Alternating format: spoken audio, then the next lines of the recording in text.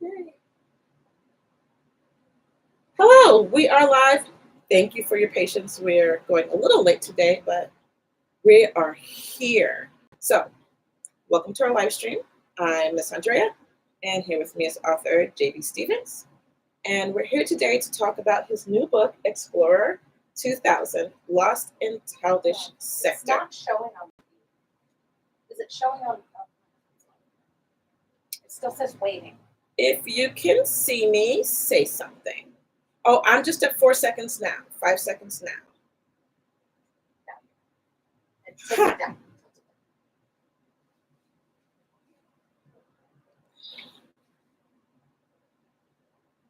Hola, hello. Thank you for your patience. We are here. Welcome to our live stream. My name is Miss Andrea. This is CheesePress Publishing. And today we have with us author JB Stevens. And we're here to talk about his new book, Explorer 2000, Lost in Childish Sector, which is available now on Amazon and CheesePressPublishing.com. So, welcome, JB. How are you doing today? Doing good. I actually finished chapter 2 of book 2 this afternoon. So we're rolling along with the series. Mm-hmm. Hoping that book sells well so that we get a nice following for book 2 and all the subsequent stories in the series. But yeah, so good day. Good. Tell us a little bit about yourself. Well, I'm a storyteller at heart. Mm-hmm. I grew up in a family of 10 siblings. So me plus 10, so there were 11 of us total. Me too. Really? No, 9. There 9. were With 9? the parents, there were 11, yes. Hey, you know what? Shout out to big I families. know I liked you. Shout out to big families. I Yeah. love big families. Mm-hmm. But yeah, of course, we had a lot of stories growing up. Mm-hmm. Always some new story to tell, whether it was a brother peeing on dad in the fishing boat, or us trying to build a makeshift zip line in the backyard that Mm-hmm. ended in third-degree rope burns, Uh-huh. or a cranked-up paintball gun shot straight to the leg. Oh. Loads of stories to tell. Babies. I don't know if I'd rather have Lots of babies. siblings. Yeah, I don't know if Babies. I'd rather have babies or paintballs. But I guess that's kind of where my love of storytelling started. It was just sharing stories about my family. And now I have 5 kids of my own. And now I'm writing novels about their stories. That is so cool. So, what do you like to read? What are your favorite things to read? I think my all-time favorite books, like top of my list that I could just go back to over and over and over, is Jules Verne, Around the World in 80 Days. Mm-hmm. That one might be my all-time favorite book. You may or may not have been involved in writing a play rendition of that. I did. Yes, I did. I've seen it. I played Passepartout in Yes. the in stage version. Mm-hmm. That was a lot of fun. But he's a great character, and I love that story, and I love the fact that Verne focused so much on not just the scientific aspect of what Phileas Fogg and Passepartout were trying to accomplish, but also focused on their progression as characters throughout that, and the social science of all the cultures that they encountered. So it's just a really nice blend of all of these different elements coming together in what I would call true science fiction. It's great dramaturgy. My other the other books that are at the top of my list are Frank Peretti's This Present Darkness and Piercing the Darkness. Okay. I think I like Piercing the Darkness better. I think it feels more action driven. But it's about it's a story that kind of lifts the spiritual veil and shows like the cosmic combat between angels and demons. And I love that cosmic fantasy as well. And it's something that's another project that I've worked on in the past is a story about the angelic warfare, how that interferes, or not interferes, but connects with the material realm. So I'd say those are probably that's the top of my list. Those are my favorite books. Those are kind of cool. What I know about Verne is that one. the one book where he gets like sent back in time because the moon gets broken? Is that right? If that is not one I've read. It's a sci-fi one. I'm sure. Yeah, it scared me. I think it's Fern. I know he has one. He did one called that I read from the Earth to the Moon, but that one's all theoretical about. And of course, this is turn of the century, Mm-hmm. going from the 1800s into the 1900s, and he was theorizing about what would it take to actually get a man on the moon. He was thinking about this in the late 1800s, and his theory, his concept, was that they would build a giant underground cannon. Oh my word! And load it with so much gunpowder that it had enough force to actually launch So men. So what inside I'm a cannon. thinking about is a movie that was built off of that because then it got really Could wild, be. and it scared me. It was good. Do you know what I'm talking about? They are Taking the Time Machine by H.G. Wells. Wrong author. Yes. Nope. Wells is another good one. Yes, Good. he I is. haven't read as much of his, but he's got some good stuff. So we just talked about that. Are there any other authors that have inspired you? My wife. Oh, that's so cool. Yeah, she's got a fantasy series that she's been working on for over a decade. Uh-huh. That she's been trying to hone. She wants to get it just right. Uh-huh. Her stuff is really good, and also She built the world. She's got Yeah, the world she built did. out. She Okay. and of course to that effect, a lot of influence from J.R.R. Tolkien, C.S. Lewis. Mhm. Those guys were masters in the art. Mm-hmm. Nothing. You can't compare. You can't compare anything to their work. Okay. It's really good. So I would say that their work inspired me quite a bit. I like the fast-paced nature of C.S. Lewis's work, but also the world building, of course, that goes into everything Tolkien did. How in depth all of it was. And I hope that my world feels as well thought out and as well organized. I think the first novel I ever read was a Man Who Wished to Never. My third grade teacher just saw that I was bored and said, "I've got something for you." And I brought it back in 2 days for the next volume. So, absolutely, that's where I started reading. That's cool. And I was reading a book or two a week at that point. Yeah. So, yes. When did you first start writing? When did you write your first piece? Oh, wow, you're going way back into ancient history.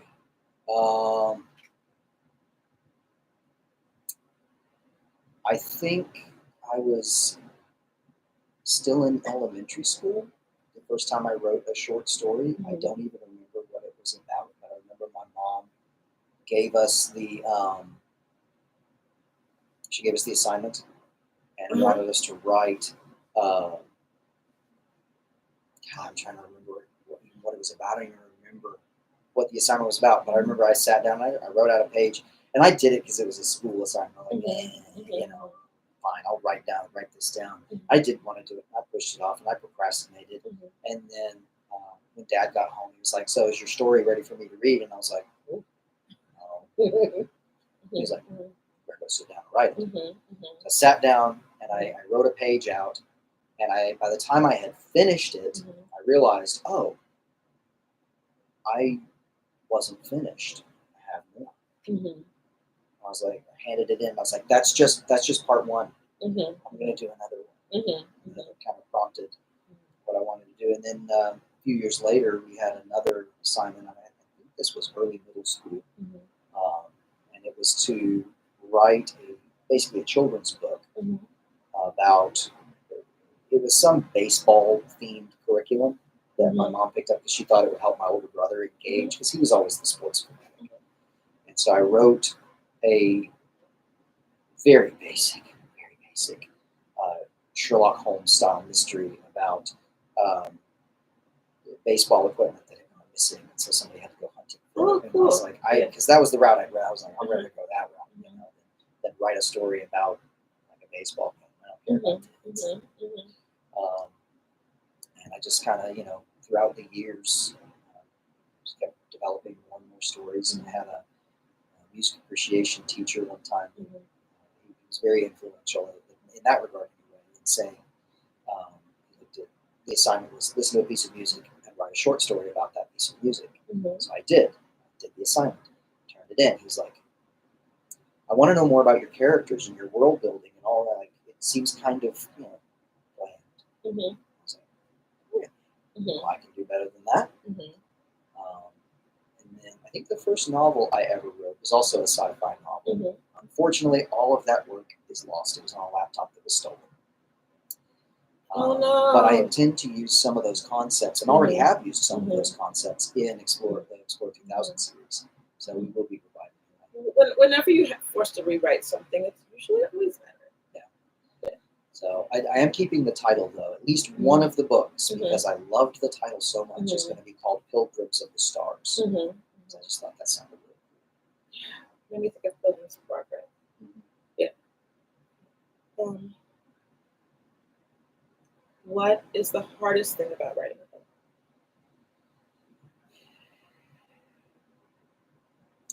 Not using the same words over and over and over. Synonym finder. I love a good thesaurus. I love a good thesaurus. You learn a lot of new words that way too.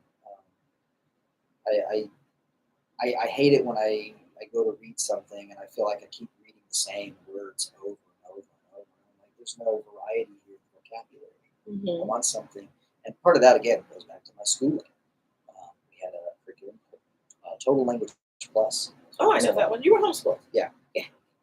Done homeschool. CheesePress Publishing is a sister company with the homeschool program, so yeah. So I'm in good company. Yeah. Yeah, one of the assignments in Total Language Plus was always like looking up some of the vocabulary words in the book, and that was also where I got introduced to Jules Verne. Was through Total Language Plus, and he uses a lot of vast and mostly unused vocabulary words. There are a lot of great things. Isn't it lean a little Victorian? Yeah. Very much so. Love classical writing just for that stretch in the vocabulary. Yeah. So there were a lot of fun things. So I always wanted to, whenever I wrote something, I always wanted to write with the intention that this book can also teach you something. Academic. Absolutely. Like, hey, here's a new vocabulary word for you. You don't know what the word phonation means? Ooh, go look it up. Go find a dictionary. Reading the dictionary and reading encyclopedias was something I did for fun. I know. I read the encyclopedia for fun. I don't remember reading the dictionary.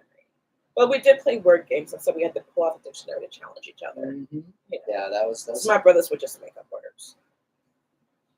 Kenneth. Just no fun at the Scrabble table. I don't want people making up words. Yeah. How do you handle writer's block?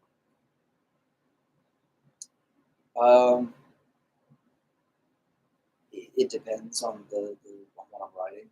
I know for when I was working on Lost Intelligence Sector, which was book one, a lot of my writer's block was handled by going to my kids and saying, "Do you remember? Do you remember when we were playing this 2 years ago? I know you were 4, but do you happen to remember the name of this character or what we did in this particular adventure?" And of course, they're all right. Well, Daddy's gonna have to make it up, I guess. So for anybody who didn't know, the story is based off of a make-believe game that my kids and I play that they made up. They made up all the characters. They made up the name of the ship, and then I just kind of took it and plugged it into a world that I had already built when I was a teenager, and I'm still building and advancing. I mean, thanks to the involvement of my kids, that we actually have a lot of the lore that's in this world. Right. I just kind of adapted it and moved things around. But for book 2, I started with an outline.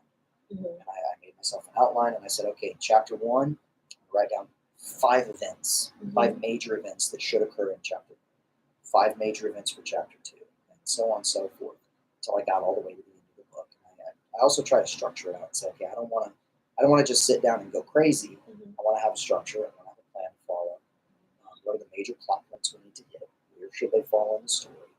And find that having an outline is one of the best ways to avoid writer's block, because then if you run into a situation where you're like, I don't know what I should do next week, look, what ideas did you give yourself? Start there. Mhm. And It's like running a business. Like if you don't have it planned out, you'll end up off track. Mhm. Yeah. And a lot of times your characters can get you way off track. I used to say develop really good characters. And I still say that. I still say if you're gonna write, the first thing you gotta do, have really good characters that people will love, that have relatable problems that they have to overcome in order to save the day or whatever it is that they need to do to be successful. They have to overcome those obstacles in order to do it. I mean, that's classic hero's journey storytelling.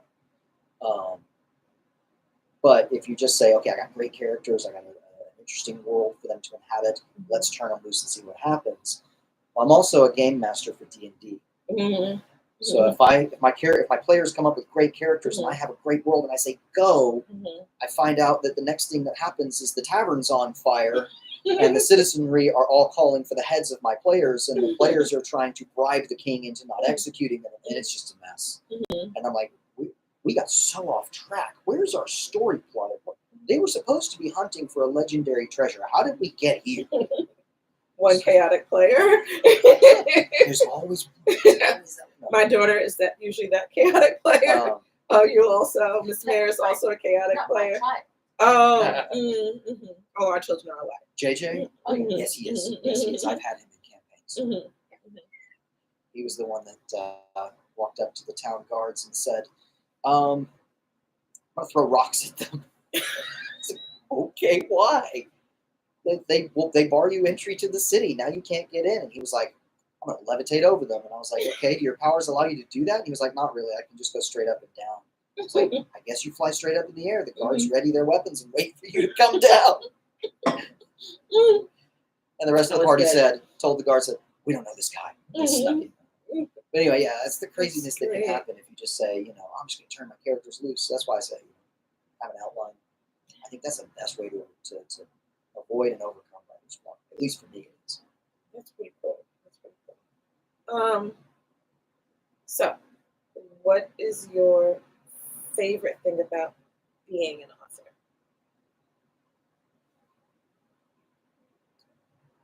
I think the ability to,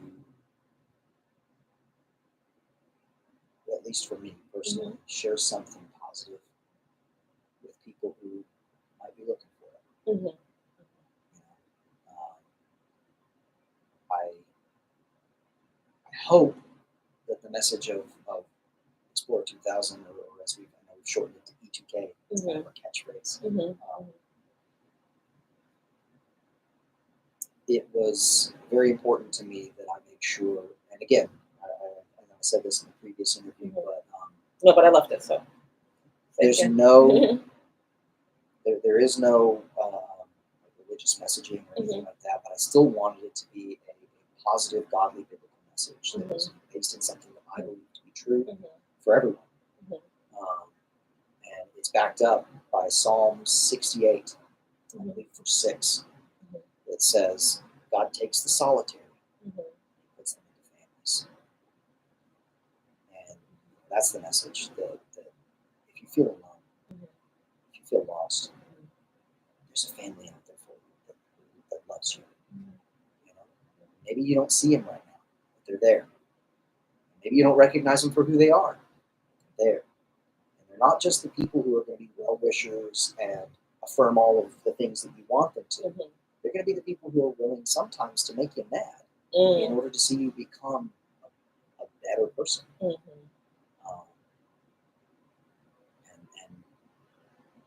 I think that it was important to me to go personally for my faith, to go to God and say, what message do you want in this that I can share with other people that is something that could affect every heart? Not just the people who believe the same things I believe. I want it to be something that can positively affect a lot of people. I think to me, that's the best thing about being an author, is having that opportunity. Right. Just to put positivity in the world is always needed. So, CheesePress's sister company, Hazelwood Press. lot of students here who are creative writers. They love writing. Um, they don't like the technical writing at all, but they love creative writing. So what advice would you give to such an aspiring author? I would say first, read. Read. You said read. That's what you got to do. You got to read. You got to read the things that you do like, the things that you're not sure about, and you got to read the things you don't like, so that you can figure out what voices you like, what inspires you, what voices speak to you from the text. I like Jules Verne and I like Frank Peretti because they sound like me. And I want to sound like that. I want to have a tonality in my storytelling that says, hey, let's go on an adventure. You come with me, and I promise you will not regret it. This is gonna be fun. There's a mystery. You might not know all the answers yet, but I promise you will. Just follow along. You'll figure it out. You know, that's the kind of voice I like. That speaks to me. I also know that there are other writers. I've read a lot of Ted Dekker. At first, I liked Ted Dekker, and then he did the infamous. I say infamous. The Circle series. It was black, red, white, and green. The Circle quadrilogy. I don't know. Okay. That one, he had another trilogy. It was the Sinner, Saint, and Showdown. I think was the trilogy. Wow. The first book that I ever read that he wrote was a book called 3. And I don't want to give away anything if you haven't read it. There's a major twist ending. For me personally, I don't want to color it for anybody else. For me personally, when I got to the twist, I was like, Oh. okay, whatever. I was like, I liked it better when it was, when it felt more like. But anyway, if I say anything, I can't even speak in code, or I'll give it away. So, and I'm sure there are people out there. Sometimes that happens to us when we're just really good at sussing out where the author's going about. We're like, oh, I saw it coming. But I discovered the more I read, the more I was like, I don't like reading Ted Dekker. But I stuck with it because there were answers that I wanted from the series that I ultimately never got. And I think that was the thing that bothered me the most, is I was like, to me, it felt like mystery box writing. Okay. Which, again, no offense to anybody who loves it. If you love it, you love it. And that's great. I just don't. When your approach to a story is the question should be more intriguing than the answer, I go, ugh. No, because then the answer's a letdown for me. I want anticlimactic. I want the question and the answer to be equally interesting, and then when I get to the answer, I have 3 more questions. To me, that's far more engaging and interesting. Right. But yeah, so I'd say read first of all. Secondly, I would say write. Just write everything. Write stuff you like and write stuff you don't like. You have to develop both your narrative voice and your technical voice. It's very important. I'm still struggling with the technical voice myself. But that's why we have editors. Right. Pay people a lot of money to read our work and go, you got all these things wrong. Or not the same. Yeah, because these days grammar just needs to be consistent. Yeah. And then finally, don't be afraid to let people you trust critique your work. And don't get upset when they do, because that means they're helping you. So when someone is critiquing your work, trust me, as a creative author, I've had a lot of people critique my work, and it is heart-crushing. It is just, it's heart-wrenching, soul-crushing, disastrous, catastrophic news when someone goes, yeah, I didn't quite like this. Oh, but I poured my heart and soul into that. Toughen up a little. It's hard. It's really hard to do. I have a hard time with it too. I'm a grown man. I still, somebody says, I didn't like the book. I'm going to fall in the hole and die. But as a visual artist, I get it. Yeah. So you got to make sure that you wear your heart on your sleeve.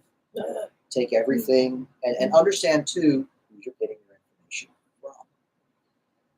Which why I grain of say- salt right. you're That's why I talking say to. go to people you Mhm, trust. mhm. Go to people that you know are going to give you Mhm, an unbiased but loving opinion, mhm, and say, you got a great idea here, but the execution is lacking. And they're going to be constructive and say, give you ideas and say, maybe you should try this, maybe you could try that. So, getting ideas from outside sources is important. Right. I tried. We tried to get kids because they'll have their favorite book, and then they'll want to riff off of it, and so we try to get them to look at the book from a different angle, or what something would change, and what would be about that character. Don't rewrite the story, but take that character, some minor character, and develop it. So yeah, that's great advice for all my budding writers out there. Mayor, can you read the question on the screen? I actually sent it to you in the doc. I added it when you just asked. Okay. How do you keep from giving up when you get frustrated? For this book, it's been easy. I just think about my kids. That's so sweet. In the past, a lot of it had to do with just kind of muddling through Mhm, on my own. mhm, Um, but a lot of it is just having people that, again, that not being solitary, but being in the family, and knowing those trusted sources that you can go to and say, I'm stuck, I'm having trouble, this is vexing me. And sometimes all you need is just someone to listen, some support, someone to say, I hear you. My wife is great at that. mhm, I can just go to her and she can just be a sounding board. I don't need her to say anything back sometimes. I just need her to be there mhm, and listen. And I say, this sucks right now. And I can't figure out what to do. mhm, And she goes, I understand. mhm, And that's all I need to hear sometimes Mhm, is that someone understands. mhm. Um, So you have like a homegrown writers group in your house. Do you belong to any other writers groups? not currently, no. Mhm. But if there's a community I can hop in with. I know a lot of playwright groups. They don't let people languish too long. Yeah, but if you're interested in meeting some people, I could probably find some people. That'd be awesome. Yeah. I mean, outside of my wife and my mother-in-law, we write. We're the ones who write the plays. Mhm. We write the plays together. I've seen Um, 4 or 5 of them. and then I work with a lot of different people when I'm working on a D&D campaign, trying to write those kinds of stories. But again, that's a different kind of community. Yeah. It's just like, as far as just like writers and authors, Mhm. I have one other friend that I know who is currently a professional writer. And she does technical writing. Uh-huh. So, Okay. So, tell us more about your new book, Explore 2000 Boston College Something. first of all, I would say I don't want to give anybody the wrong impression. I had somebody on Sunday who is currently reading the book, and he is definitely within our target audience for sure. And he said it feels like a weird blend of like old school sci-fi and new school sci-fi thrown together. And I was like, that's a cool way of looking at it. Mixed together. He said he was enjoying it. He really liked it. And I'm like, hey, look, you say whatever you like about it, as long as you say you're enjoying it. That's what matters. I mean, you need the basics of old school sci-fi. Yeah. To move forward. Yeah. What he was specifically referencing was the fact that I like to take time to explain, not just, put the shields up. How many times have we heard that in science fiction, particularly newer science fiction? Put up the shields. So they've broken through our deflector shields. What are deflector shields? How do they work? So I did some research. So assuming everyone already has the lexicon.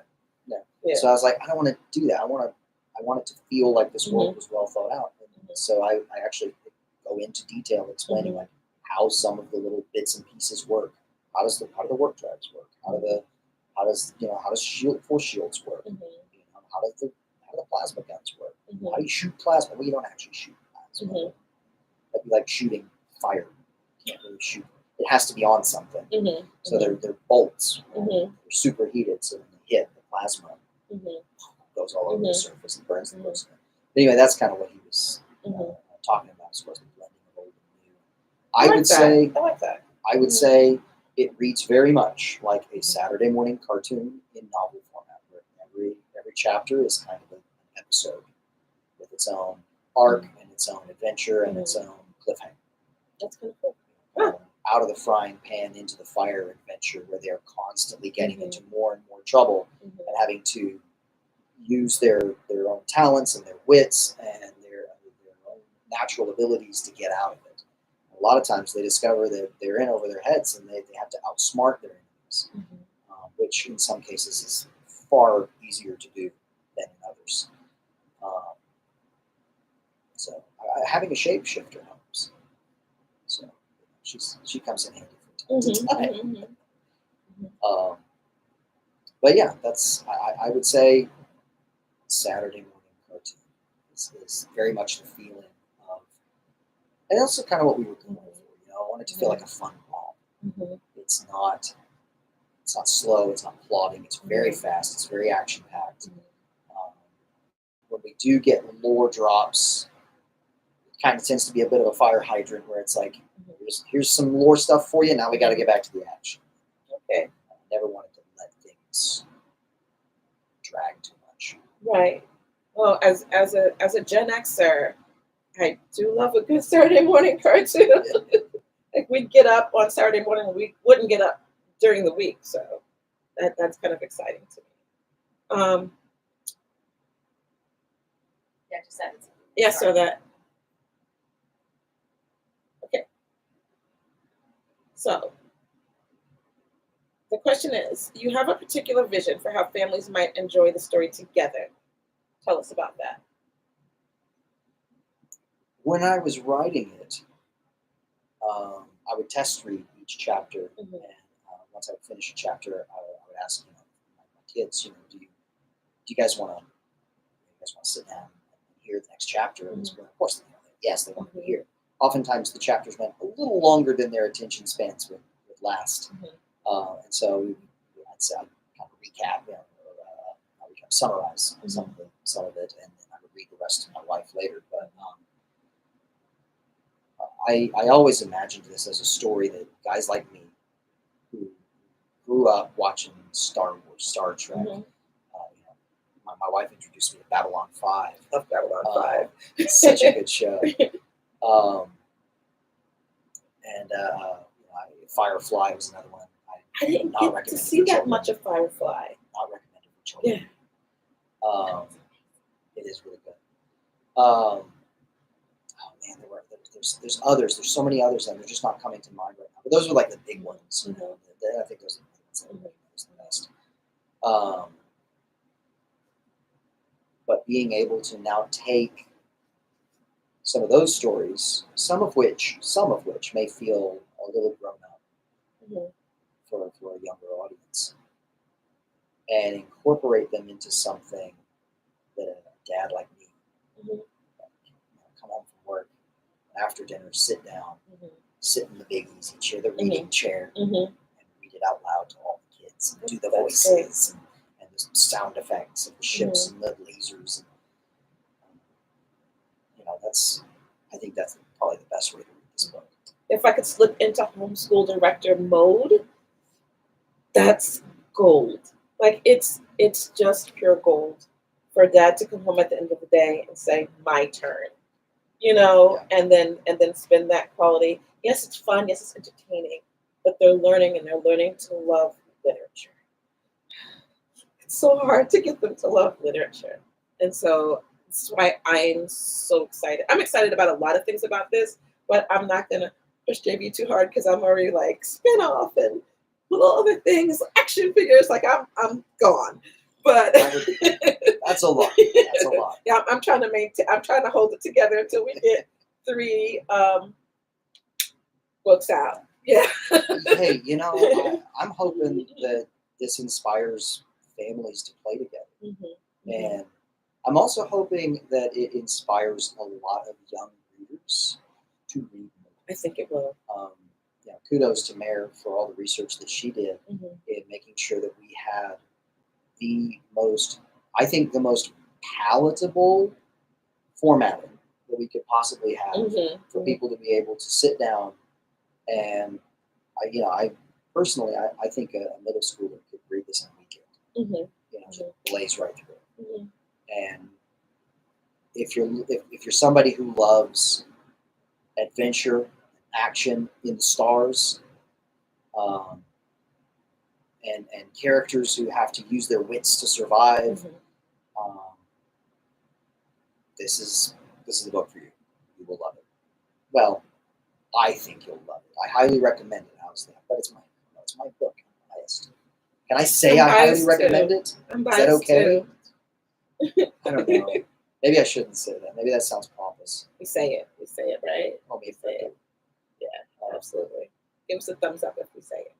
I enjoyed writing it, and I enjoyed reading it to my kids, and they mostly enjoyed hearing it. I do know there were a few times early in the book where they were like, when does the robot become a good guy? Oh. And I was like, well, I don't want to give too much away, so it's got some growing to do. Just gotta wait. Mm-hmm. In the make-believe game, I was like, the first thing the robot did is he was an assassin that attacked you guys. Like that's what happened in the story. Mm-hmm. So that's what he's doing right now, doing what he did in our stories. Cool.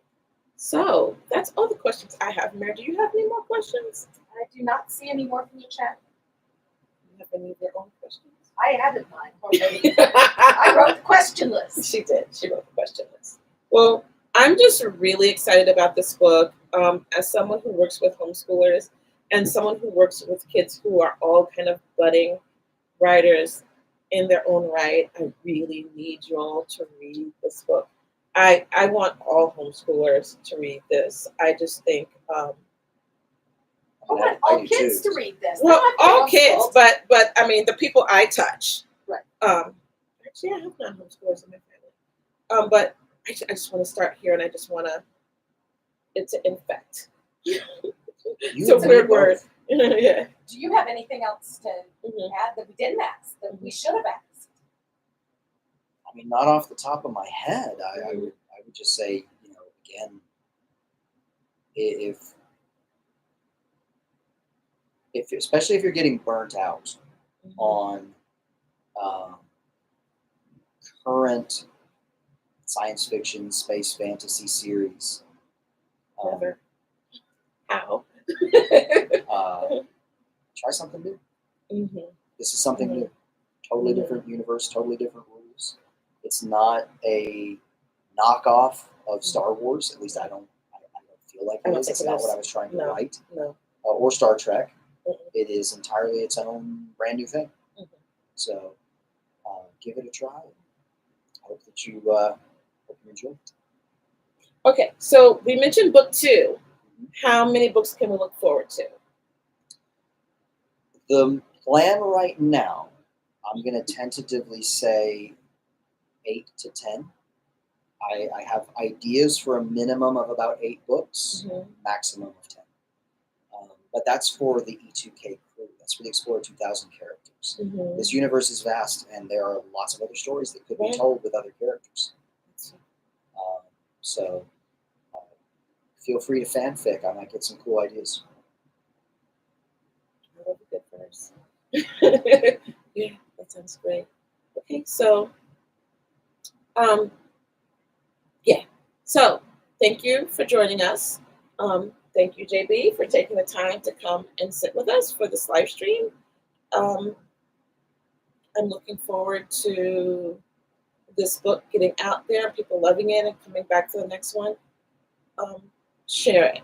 Share this live stream. This live stream is going to be a live video, so make sure you share it with people who care. I did have one last thing that I wanted to add. Sure. That is to anybody out there who's going to be a member of our reading audience, just bear in mind that each one of these characters that I put in the book was lovingly crafted by my children. So anything that you say or do about the characters, I would appreciate being respectful. If you just be respectful with the characters, because Oh, and those- fanfic, yeah, please. those are my kids. So Mhm. just be respectful. Well, I feel like this is, I mean, maybe it's not a family book, but everything that I know about it at this point, it feels very family oriented. Mhm. And Very so much I would love for everyone to treat it Yeah. accordingly. So that would be the hope. That would be the Mhm. hope. And, just like I said, it's mostly just for the sake of my kids. Mhm. We're our channel is surrounded by educational minded people. Do what? Our channel is surrounded by educational minded people. Mhm. So I trust you. Okay. So thank you so much. Please share this with other people who you think would be interested. Share our live stream video.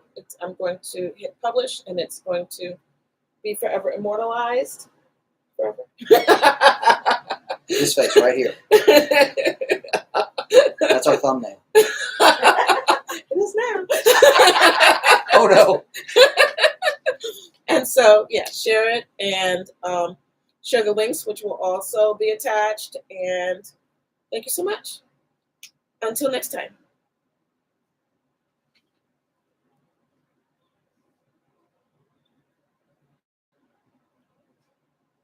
Okie dokie.